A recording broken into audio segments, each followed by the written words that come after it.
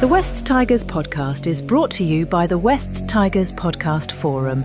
Join the conversation today at weststigerspodcast.com.au.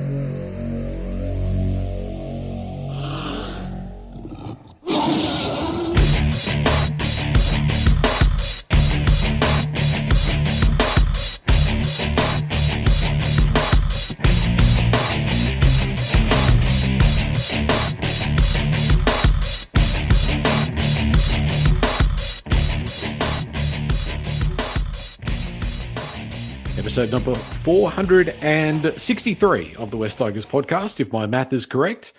And it is a post-loss edition of the West Tigers podcast. Melbourne, of course, getting the job done, 44-16. We're going to run through all the one-word submissions from the West Tigers podcast forum shortly. And it's great to see another couple of members join up there recently. So that is the place to leave your one-word submissions, West Tigers podcast.com.au, and then just go into the forum, and then it's in the game day threads. So after the Storm and Tigers, there's plenty of those submissions in there, which is great. We'll run through those shortly. But Josh and Nick are here. Let's see what they've got for us. Josh, how are you? One word, please, to describe the 44-16 loss to the purple. What do they call them? The Violet Crumbles. The Violet Crumbles. I'm surprisingly chipper, Joel. Chipper. Yeah. I'm probably surprisingly chipper after a loss. My one word. I had a few that I thought about. I thought about injuries, and I thought about disappointing after our good start to the season. But actually, my one word tonight is fight back. I thought after being 20-0 down, I was really impressed by the fight back. I think we were the better team overall for the next 58 minutes. That add up to 80, maybe not, maybe 68 minutes. So fight back is my one word. So I'm a bit chipper about that fight back today. I could really sound like a nerd and say my mind has gone to John Hewson, 1993. Wasn't that fight back that he was talking GST about? Fight back. Yeah, exactly. Hopefully our season ends better than that. So yeah. We could go back to It's Time. I think we're overdue. What about you, Nick? Hello, Joel. Hello. I'm going to go with Silverwater. Now, it's got nothing to do with the jail. Nothing to do with the jail. It's more along the lines of, towards the end of our last pod, we were talking about bridges. Yes. And you were a little bit worried that I might jump off one. But Silverwater Bridge is the closest bridge to my house. You wouldn't do much damage off that one.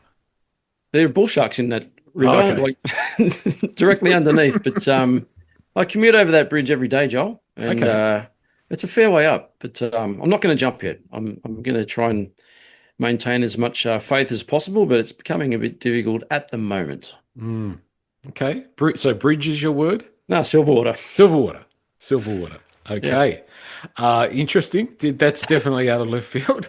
I've gone, if I want to be optimistic to start, I think that there was a slight win in that I think West Tigers teams of the past would have capitulated and it would have been 54-62, something like that, nil. So I think there's a little win in that we were severely under strength, but still managed to keep it somewhat respectable, not enjoyable, not happy about it, but it was at least not embarrassing, which is a good thing. That's a minor win in itself. But I've got a word that's going to come up, I'm sure, a lot in the one-word submissions, and that is depth. And our lack of depth. But the thing is, Josh, I mean, everybody's saying depth, and a lack of depth. But just about every NRL club, if you took out 4 or 5 really good players, they're going to not play like they normally do. Well, I checked out the Melbourne side and I thought, what if the same happened to them? And admittedly, they're already missing their probably best second rower for the year after that unfortunate piece last year. But if you took out Failago, if you took out Harry Grant, Jerome Hughes and Stefano from that Melbourne team, and you added the 5 Tigers that are missing back in, I reckon we would have put 60 on the Storm. So when I think about who we're missing, is our depth amazing? No, but as you said, I'm not sure. The Broncos got towed up by Manly. I'm not sure any side has the depth to cope with that many injuries. I think you can cope with a couple, and we've probably showed that already this year. But you can't cope with I would say 5 of our top 6 players were out. Like that's just too much for any side, and I think that showed on the weekend. And as I said, I was surprised probably that we came back after being down with those experienced leaders out. So yeah, but that many injuries is just I don't think there's much any club could do with that. You just can't have that quality of depth in any side because you've got a salary cap. So yeah. and unless you're the Chiefs with Yeah, they've perhaps. got their own salary cap. Yeah, that's it. That's it. Mm. Josh, I know you're agitated by the refereeing yesterday, as quite a lot of people on social media were. We were just saying, right, I rewatched the first 20 minutes before we came on. I actually missed the first half hour because I was at my son's footy game yesterday, which he also lost. So not a great weekend. Well, not a great Mother's Day, to be honest. But look, apart from the first set where we kicked it up the other end, and then we got pinged for a 6 again during Melbourne's first set, and then they ran up the other end and scored. But they ran the ball so hard to open that game.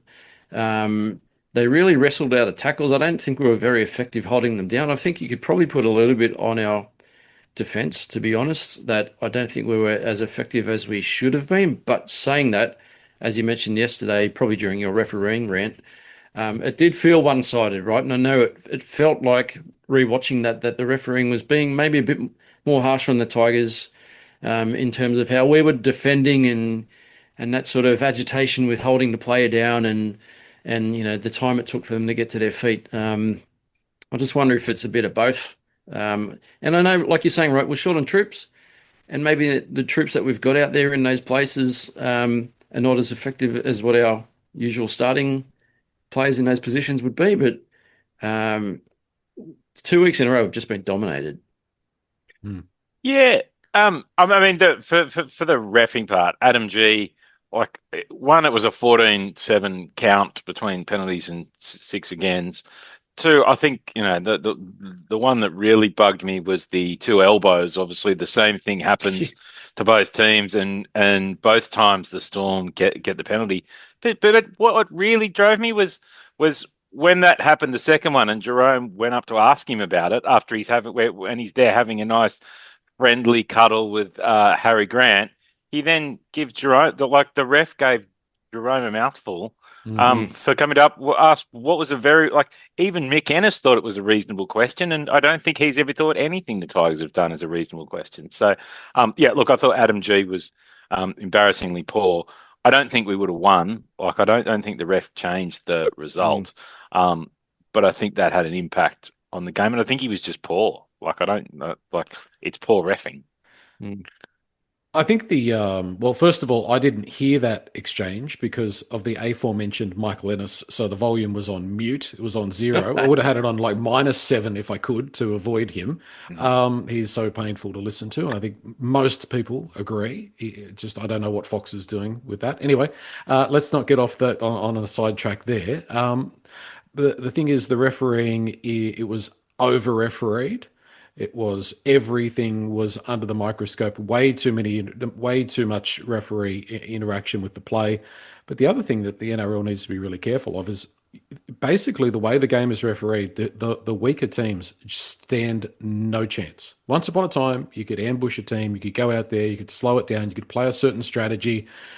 And the way that it's played now, basically, it's the haves and the have-nots on days. If you watch teams like, the Dragons, they're no hope of winning. And I know that the Dragons are struggling with a poor roster, but they've just got no way of winning, because if they try and do a strategy that helps them at least be competitive, they just get reffed out of the game. So that's a worry when you're adding 2 more teams in.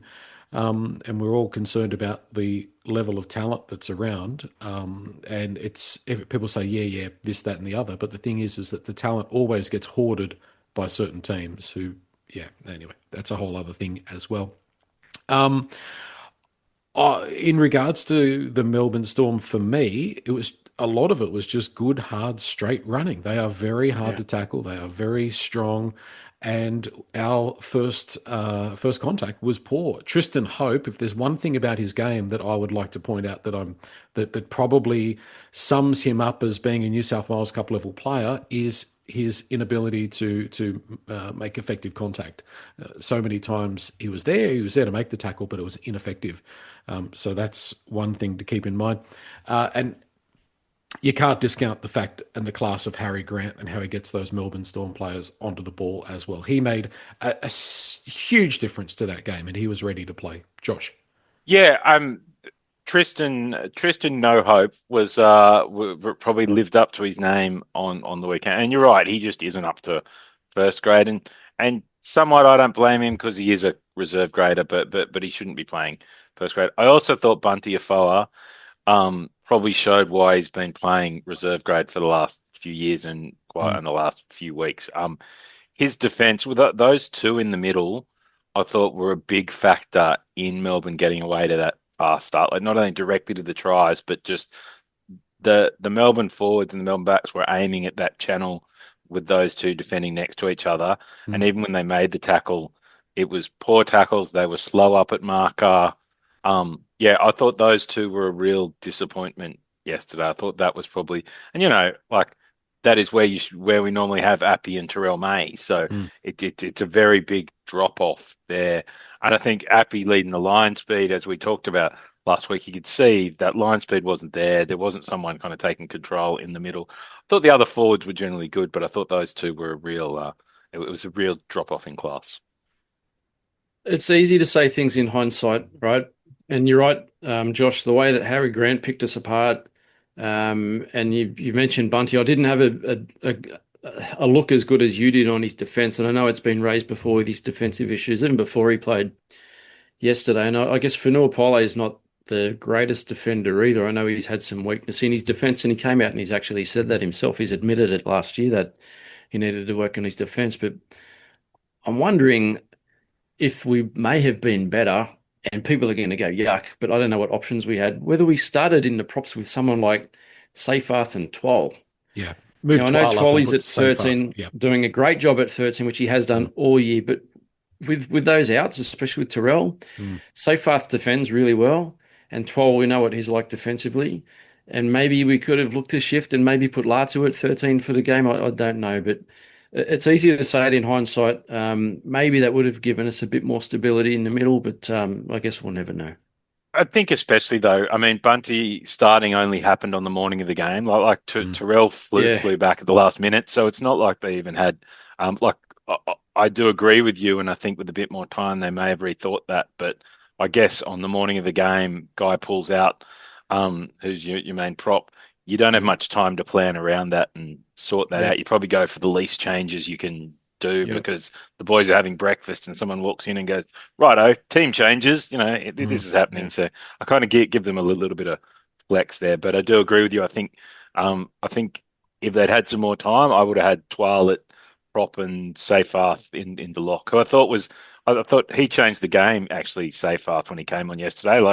It's not often I think that, but I thought that was his best performance in a long time. He came on and just changed the whole energy of the team. So he stiffened up the middle. He played that role that we really, that is the best of his game when he does that. That's Alex Seyfarth's strength, is to come in and tighten things up, and his discipline was good as well, which is good as well. Just two things, a little bit critical. So Tristan Hope on that first set in defence, he gave away a dumb penalty. It was just ridiculous, putting his arm on the head of the Storm player in the tackle, and we're off on the back foot since giving that penalty away. I think from memory it was like on the fourth tackle as well.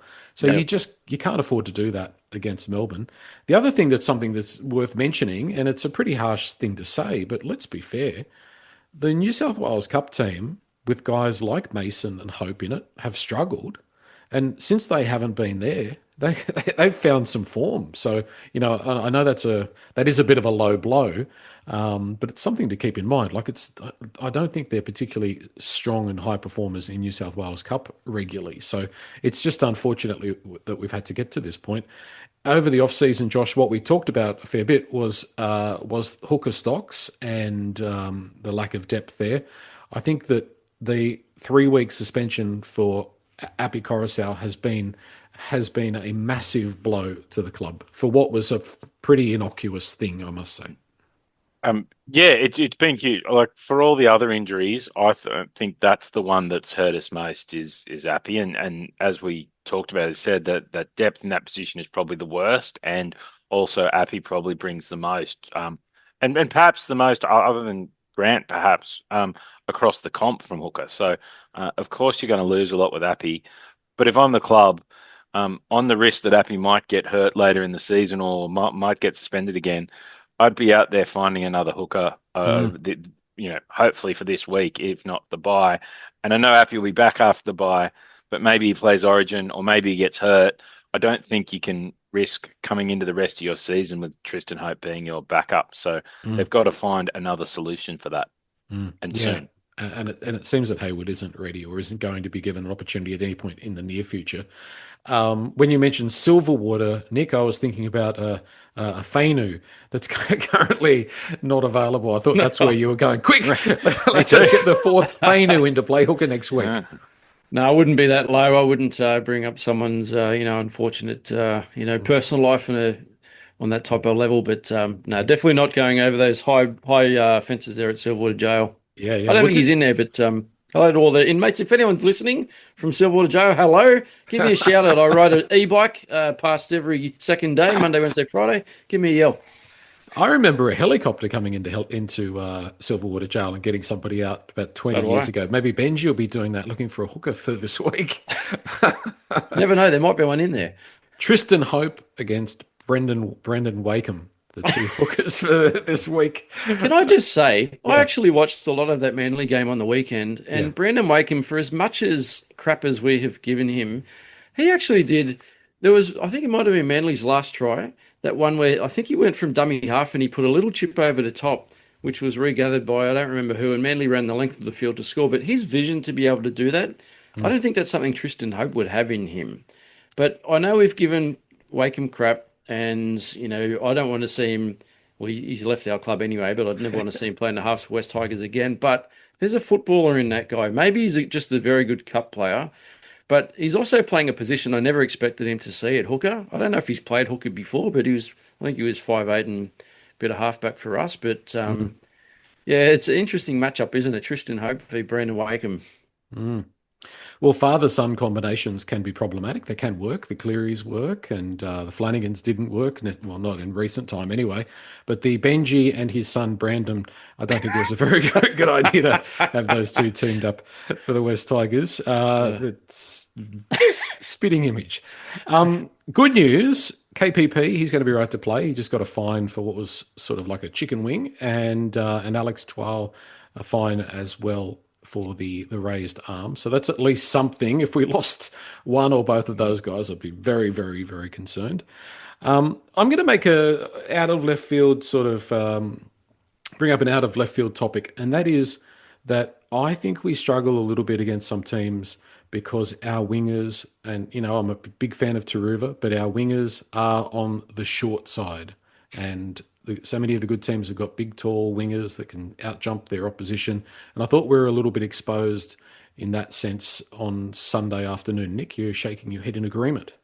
Yeah, I'm nodding. Yeah, as Craig Bellamy actually mentioned that in the post-game press conference, that was one of their plans to target our wingers because they were short. And Melbourne have tall wingers and athletic wingers who can take a catch like an AFL player. So they were 100% targeted. We've all said it before. I love the way Luke Lalili runs the ball back in from a kick return. He has no fear for a young fella. Taruva is one of the best finishers in the NRL. I love him on the wing, but 100% we were targeted. And any player with athletic wingers, I think Manly might have one that I can think of. They're going to be targeting those corners of the field. So I'm worried it's going to happen again this week, amongst other things. So I'm starting to spiral a little bit. I'm trying to tell myself actually that after the bye, we get Appy back, and hopefully not long after that we get AD back, etc. I think good times will be back in the not too distant future, but for now I'm just trying to ride out the storm. It's a bit difficult at the moment. Yeah, I thought it was interesting with Luke. I thought he didn't do much wrong. Will Warbrick's he is 20, I think I looked up, 22 centimeters tall. Like he's just taller and he can jump really well. Like there aren't a heap of teams in the comp. There's probably Melbourne and maybe the Roosters that have those wingers of that size with that skill level. Manly obviously have Saab, but Saab can't catch a ball most weeks, so I'm less worried about that. So I thought Luke did, but it was interesting that I think towards the end of the game, they swapped over for the kicks, and Taylor May was actually on that edge on the wing there, which I think was a smart play, kind of mid game change. But and obviously, Taylor May had a sensational game. So I thought that is a problem, but it's probably something we saw coming. It's just how do you avoid that? And hopefully it doesn't happen too often in the game. Jerome Hughes was putting it right in the right spot too. Sometimes those things happen. I think Luke's been probably one of our better players the last few weeks, and it was just unlucky. Taruva the same, but as you said, neither of them are particularly tall. When Macassini's back, perhaps he's on the wing. He's a bigger, taller body, but I'm not sure which wing. I'm not sure where he'd go if he returned. So where we'd have him exactly. So it'd be interesting to see. And where is Jarrell Skelton? I'd love to know what's sitting on the bench, not being used, every week. Yeah. Yep. I'm going to ask a question, then we'll revert back to a couple other things with the backs, if that's all right. But Nick, are you saying to me that you're feeling the losses significantly more this year? Because that's the way I feel. The way I feel, and I ride the emotional roller coaster. You said roller coaster last week, but I ride it as hard as anyone does. I'm a very emotional person. I ride the ups very high and the lows very low. It's funny because on my e-bike commute back home from the office today, as I was going past Silverwater Jail, I was actually thinking this exact topic. I was thinking, the first sort of 5-6 rounds, and I've said it to colleagues in the office, it's amazing how light and happy I've felt. Like when you're winning games, which we're not used to doing, it's amazing how good your week is. Like my mood was just lifted. And then all of a sudden you start losing a few key players. I don't mind the close losses. Like we've all spoken about, 4 points to South, and the Broncos game was very tight as well. But when you have the last 2 weeks that we've had, and yeah, we're down massively on key troops, but when two teams put one more than 50 and one probably could have been 50 quite easily yesterday, I start to spiral. And that's why I've been telling myself, I've got to remember who's out. I honestly think we just have to ride out next week against Manly because I think it's going to be another tough game. I've had some people say to me that we're a good chance of beating them. I can't see it based on form, our form and their form. But yeah, to answer your question, Joel, I'm finding these losses very hard to take because I feel like I've been cast back 12 months. It feels like 2025 or earlier all over again when we went through our mid-season slumps and we were getting pumped by 30, 40 points every week, like for extended periods. It's a horrible feeling. And I hate going into work on a Monday, and everyone knows I follow the Tigers. They come up and they stop at my desk. Oh, what happened to the Tigers? Another huge loss I see. Like, I just hate talking about it. Because I was just going to say, Josh, I when I think back to 23, 24, 25, etc., I think about a weak and vulnerable sort of team, and we thought we'd turned the corner, and even though, yes, as Nick's saying, we can see this guy's out and that guy's out, but it's awful to be back there where it feels like people are beating us up. Yeah, it's funny. I actually probably am a little different to that. I was probably most upset this year after the Broncos lost because I thought we had a good team on the park. They were weakened, and we went out there and didn't do the job. These last 2 weeks, I kind of look at it and go, well, we've got so many blokes out. I kind of expected and can accept that. Especially, I think I can accept that we were down and then fought back this week. Like to me, that actually said a lot, and it said we're a very different side to the side of 22, 23, 24, where even with a full strength side, if we had a little bit go against us, the score would rack up to 50-0, and we just drop our bundle. Whereas this week we had a lot of blokes out. We had a horrible 15 minutes and we're down 20-0, and we didn't drop our bundle. So actually, as I said earlier, I'm surprisingly chipper after this one because I actually think there's a lot of signs of the standards and of the change in attitude and behaviours of the club. And even if you have those things like, everyone talked about it was always the culture with Penrith. Well, the culture didn't work when they rested 12 blokes and they get flogged because it's just not the same quality of player. So, yeah, I'm actually, it feels different to other years because of way we play in both the wins and the losses. So I'm feeling, probably not. These aren't hurting me as much. I said the Broncos loss was the one this year that hurt me because I thought we didn't do what we should do in that game. The thing for me, Josh, and I'd put up a YouTube short on West Tigers podcast YouTube channel yesterday, which I recorded a half hour after the game, so it was still quite fresh on my mind. But for me, it's more around the scar tissue of being, not just being a Tigers fan, but also the scar tissue around the club as a whole. And I did make a comment in that short about, when you lose a few key players, and I know you spoke earlier, Josh, when any team loses key players, you're going to struggle. But I think it really highlighted the frailties the West Tigers have when you take a few key players out. I know everyone's been jumping on Jerome's back, and I'll have a chat about that in a few minutes. But we've been hammered plenty of times with Appy on the field without Jerome, before Jerome came to the club. So you can't put it on one player.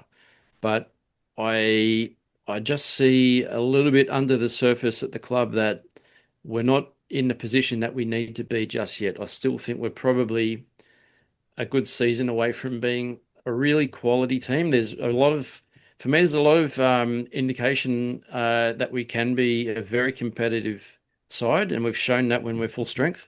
But when we're not full strength, like Melbourne's probably not a great example. I was going to say they're not a team that gets hammered, but they were coming second last before yesterday. I don't know where they are on the ladder. They probably haven't moved a great deal. Yeah. But there's a lot of quality teams like Penrith that just don't get hammered. Even when they lose players, they know, like, their structure is that good that they know what the team needs to do. They keep talking about the next player mentality. I know our players have said that in the media. Yeah, we've lost AD, but it's next player mentality. But I don't think we're good enough to be that team yet. I think Melbourne would have beaten a fair few teams yesterday. I think that has to be taken into account. Like, I think if you've got 15 other clubs, I think they're probably beating at least 50% of those 15 other clubs on that performance. They were determined. I mean, they're embarrassed. They've been on a 7-game losing streak, and they've got way too much class in that team for that to have continued. So that does need to be taken into account.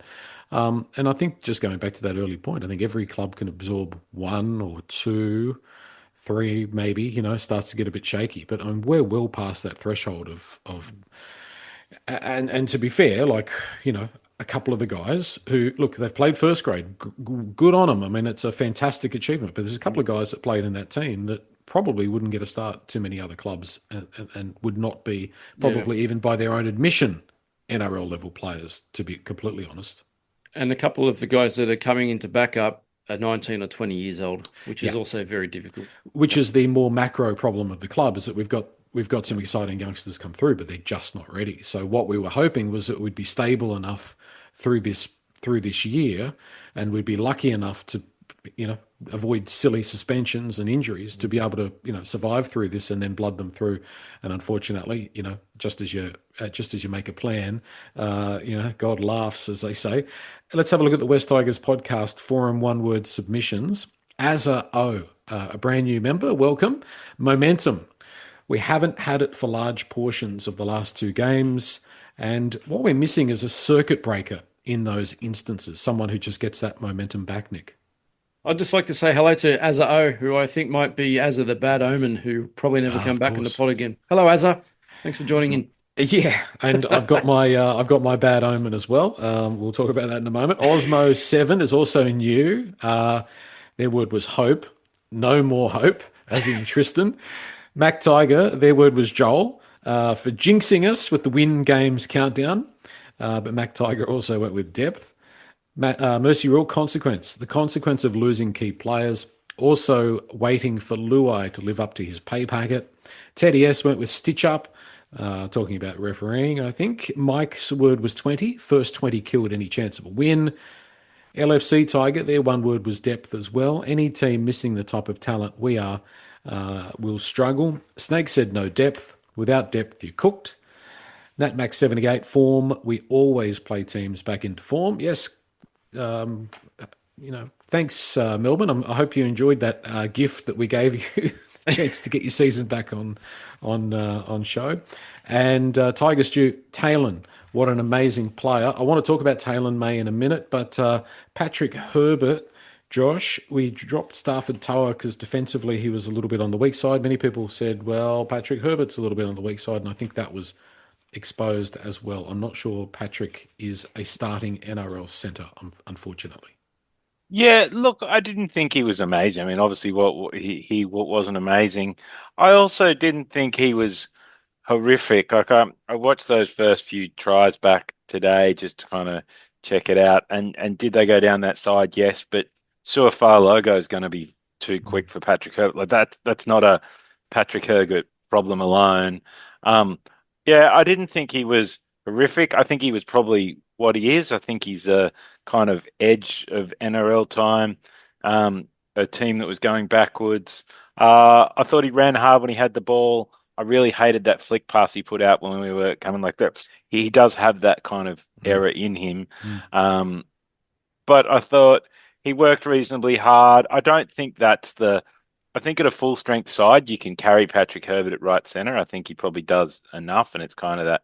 And he probably puts in the effort that Toa hasn't perhaps been showing. So, it'll be interesting. I don't think. I think if we go back to full strength, maybe it's Makasini and Taylor May in the centres, and that's perhaps the change there with Luke and Taruva on the edges.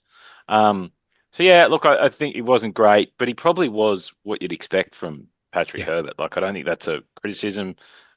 He's just a kind of that's about where he is, and he did some good things, and I thought his effort was good, like his energy's good. So I can't really criticize him too much just to say that's probably who he is and where he is, especially after 4 years out of the game. Yeah, definitely. Fringe NRL sort of player, whole filler.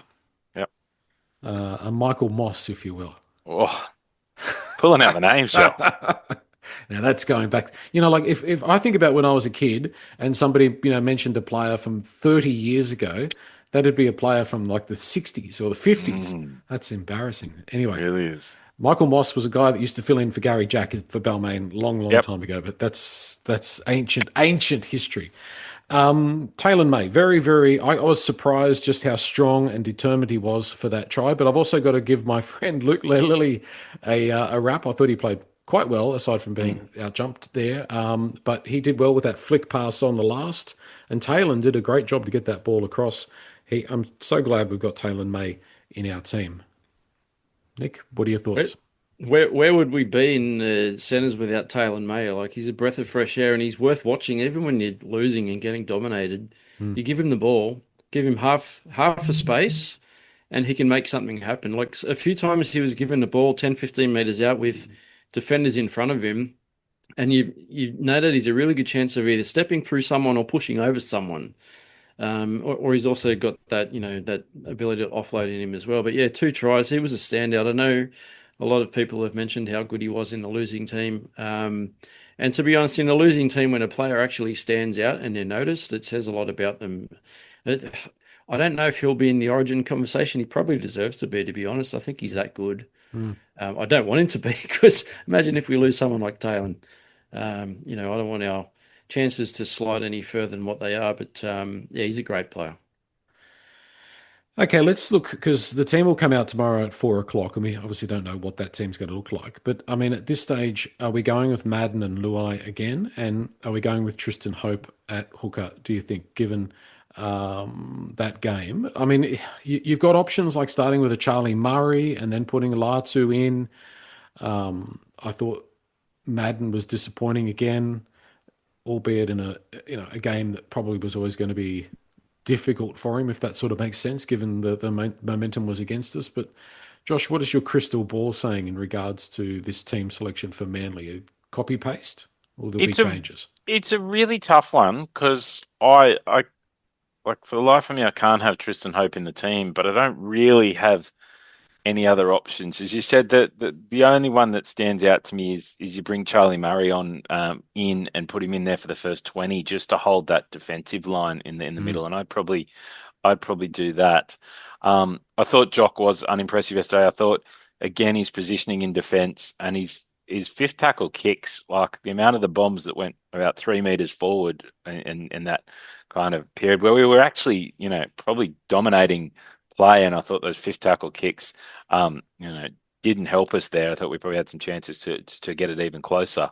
So I thought they were both disappointing. I think Madden probably stays because he's the guy who can kick, and two got Adam back. I don't think Luai and Latu would be exciting, but I don't think there's enough kicking in the two of them, and especially given the other blokes we got out at the moment, having no real kicker is probably not enough.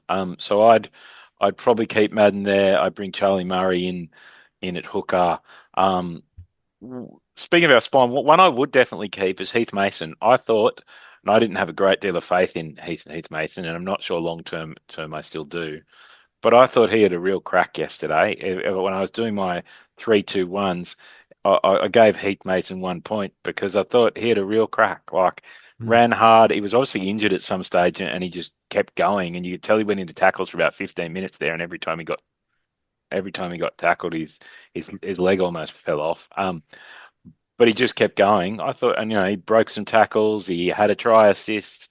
So I thought he probably filled that gap reasonably. Not good enough to be a long term starter, but I thought it was okay. But yeah, I think Charlie Murray into hooker, and then you keep Hope on the 6-man bench. But you only play him if you need to. But at least it allows you then to play Murray somewhere else in the forward pack later on. So that's probably what I'd do. I'd actually love to see Latu get a start at 7 alongside Jerome. I think I would actually put Jock in 14 and potentially shift some players around. Latu could drop back to 13 if you wanted to bring Jock on and put him in the halves, or Jock could come in and play a bit at 9. I don't mind the idea of Charlie Murray starting at 9. Josh, would it be any worse than Tristan Hope? Exactly. Yeah. Well, Tristan Hope is not what you would describe as a particularly creative hooker. So it's not like you've got the option of solid and reliable. You've got solid and reliable versus a guy that tries hard but is fairly ineffective. No disrespect. I love what Jock has brought since he's come back. I know he's been involved in a couple of heavy defeats the last 2 weeks. His first 3 games were brilliant, but he was also in a team that wasn't overly under strength with those 3 wins that he played in. And those 3 wins that he played in, our forwards were dominating and rolling up the middle of the field. Makes a huge difference. Yeah. It does. If we can get our forwards back to rolling up the middle of the field against Manly, then we don't need a huge kicking game. Romy and Latu, their short kicking games, I think, are good enough to position, some attacking threats. I know it's a big loss without having Samuela there because he's obviously a huge target when we're putting those high kicks down towards the try line. But I'd love to see Latu get a start. I know you're kind of shuffling deck chairs a little bit with the players out that we've got, but I'd love to see him have a go in the halves, at least starting at 7. I think probably also Sione back into the prop rotation and maybe put a Mav guy or a Tony Suka on that left side. I just think if we look back at our stronger performances, it was when Sione came off the bench and Royce Hunt came off the bench, albeit different games. But I just think that probably is something that we might need to think about. Let's have a look at the countdown. 8 from 15, which is not 50%. It's worse than 50%. It's in the vicinity. That differential shrinking. So the $1 million question is the slippery slide, the West Tigers slippery slide, going to be stemmed, or are we going to slip away from this point? What's your crystal ball telling you, Josh? Ask you after the Manly game, perhaps? No. I think the Tigers will definitely make the finals this year. That's what I'm going to say. Confident. I thought what I saw yesterday actually gives me more confidence. And I know it's 8 out of 15, but 2 of those are against the Dragons. So I say it's actually 6 out of 13, Joel. So I think we still only have to win less than 50% because those games are certainties. So that makes me feel better. I think 6 out of 13. I'm assuming the 2 Dragons games are certain wins. We also play the Titans at Leichhardt, so that's only 5 more games. Other than those 3, we need to win 5 games out of 12 to reach that finals. And I feel fairly confident that we'll win 1 out of the Sea Eagles and Dogs. we'll beat the Titans. We'll beat playing the Dolphins at home. We'll beat them. They can't leave Queensland and win. So we've really only got to win 2 games out of like 9, Joel, to get us to the finals. Yeah.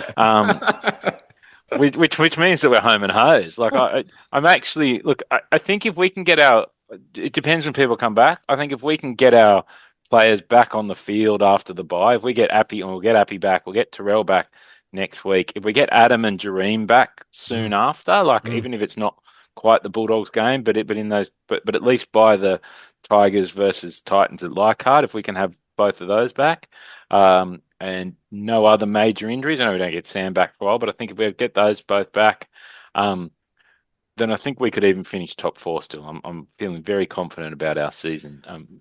Yeah. I did Crystal mention, ball's looking good. I did say, like there is the potential that this difficult period could make us because, we could go on a run when the players do come back. But I think beating Manly is so very vital, Nick. One thing that I mentioned on the short yesterday was I'm so grateful that we've banked a few wins early in the season just to give us that little bit of buffer. Because we're using up that buffer. We are using that buffer quickly. And I honestly, the way the form's going for both clubs, like I said before, I can't see us beating Manly. I would love to have egg on my face. I know I put that short on our Instagram as a reel yesterday, and someone saved it. I don't know who it is. They bookmarked it, and they're probably going to use that as ammunition when we win. Hopefully, when we win this weekend up in Brisbane. But it's it's going to be a hard one. Like Josh was saying, Appy back after the bye is a huge inclusion. On his own, I don't think he's enough. I think we're still missing Jareem out the back.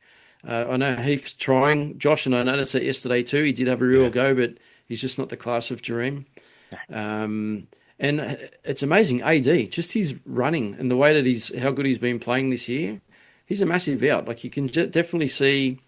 It's funny though, right? You think of the difference in the team when we were winning with Jock, when there was no Romy. AD was still running the ball really well, and he seemed to complement Jock really well. And then you have a look at Romy and Jock together. Romy's a very different player to AD. Bit more skipping around the park, a little bit more Benji-like, but maybe we just need that direct runner. Which is what Dewey's been given this year. But yeah, we're 100% missing a couple of those boys in Buller and AD, which is making it hard. The closest thing you've got is Latu. The closest thing we have is Latu, exactly right, which is why I'd love to see him start, especially at 7. Just his running game alone.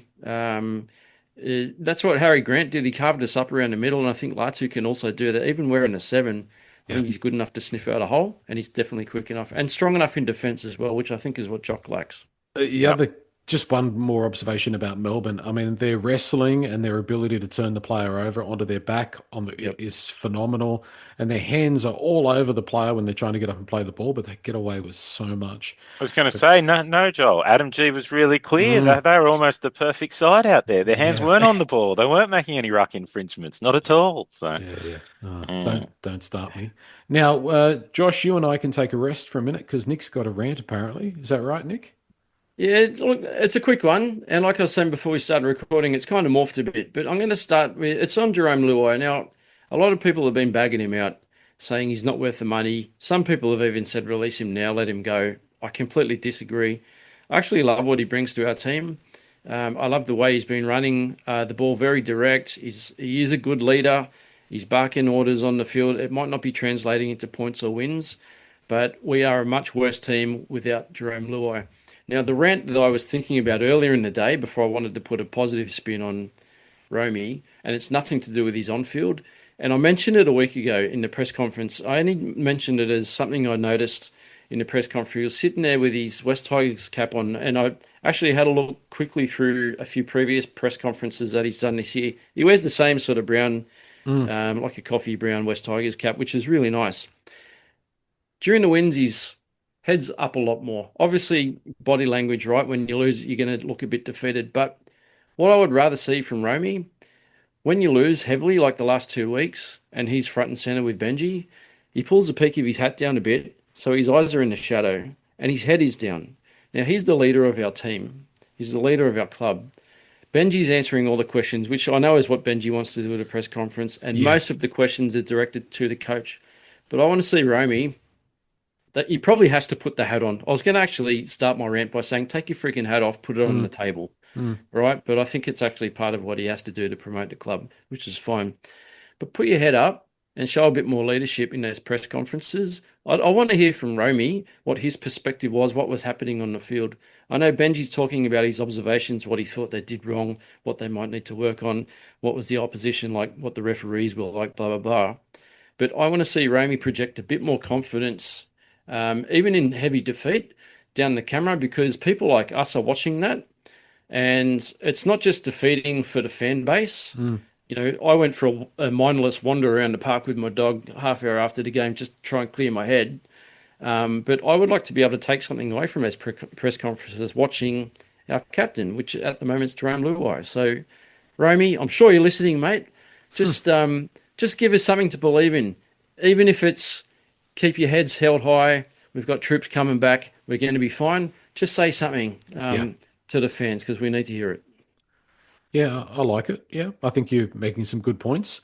And, you know, it's easy to lead when everything's going right, but when everything's going wrong, you do tend to see a different side of things. And, you know, yeah, present to the fans a little bit more confidence and a little bit more, you know, we've got things under control within reason, of course. We don't want to be, you know, given too much garbage. But, yeah, definitely I like the and I've noticed that about the body language. So good point. Just body language. Body language, and the words will follow. The only thing is, what happens when a player comes there and sits up and, you know, speaks confidently and looks like they've got some energy after a loss, is they get absolutely smashed by the fans on the basis that, you know, why isn't he more upset? Like, so like, and I actually agree with you, Nick, but I think they're in such a hard situation in those things because whatever they do, and especially Jerome, and given the circumstance of him leaving, like he's going to cop it from someone no matter what he does. And I agree with you. I think he should have a bit, like I actually hadn't noticed that same thing too when I was watching the one the other day, but I do feel a little bit for them because I'm like, they're really in a no-win situation, especially the captains in those press conferences, because they go there and all the journos ask 9 questions of the coach. And then occasionally someone remembers to ask one of the captain, which is generally a fairly rubbish question, and then they leave again. Like it is hard, but I do agree with you. But I think it's a hard situation for any of them, you know, to go into. But yeah, I get it. And you know what? The West Tigers players might not watch those press conferences, but the body language that Jerome then carries back into the sheds once he's back in with the group when they're getting changed and whatever. And I know it's hard after a loss. Everyone's going to be feeling it. But he's the one, and I'm sure he probably does it. I'm not in the sheds. But he's the one that needs to go around and pat everyone on the back and have a quiet word and say, head up, don't worry about it. We'll get back to work tomorrow. Let's go again next week. Like, I'm sure he's doing it, but I want to see a bit more of that. Maybe I'm off the mark, but that's just how I feel from what I've observed. That's all. It's just like Uncle Wayne, though, isn't it? Who goes into press conferences and says 3 words over 12 questions and then leaves and grumpy and doesn't say anything and everyone hates it. But then you see on the odd occasion where they have him in the sheds and he's joking around and he's having it. Like, I feel like it's all a bit of theatre for them sometimes, those press conferences. Like they go in with a plan. So it'd be interesting. See, I thought Jerome actually had a bit of a crack on the weekend. Like, I know he missed a couple of tackles, but I thought he was charging up out of the line, like he was shouting at the team a lot of energy. Ran 22 times for 150 meters. Like he actually had there was lots of energy to his game. It wasn't perfect, but actually with a lot of blokes out, he did lead, which I think is, you know, a couple of important tackles too. Yeah, he saved a try with one. I find it very interesting that you use the term he's in a no-win situation, Josh. He wouldn't be the first West Tigers player to be in a long period of being in a no-win situation. The short no-win situation in this case, Joel. Exactly. Yeah, that's it. Thank you, guys. Midweek podcast after the team is named, maybe on Wednesday. And keep your chin up, guys. It can't last forever. I'll do my best, Joel. I'll go over the Silverwater Bridge in a couple of days, and hopefully I won't jump off. This edition of the West Tigers podcast brought to you by Silverwater Prison. Shout out to the boys. Exactly. Don't forget guys. to subscribe if you're watching on YouTube, and we'll catch you soon. See you. Thanks, Thanks, guys. Bye.